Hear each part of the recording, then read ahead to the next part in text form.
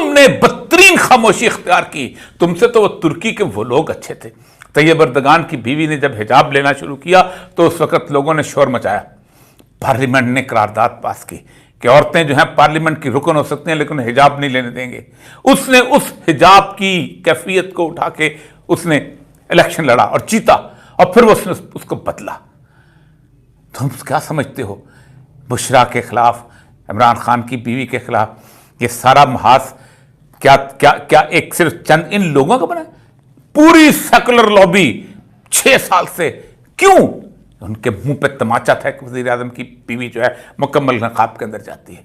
تم نے ذاتی کردار اچھالنے شروع کیے, اس کے خلاف کچھ نہیں ملا تو آپ نے یہ صورتحال پیش کی.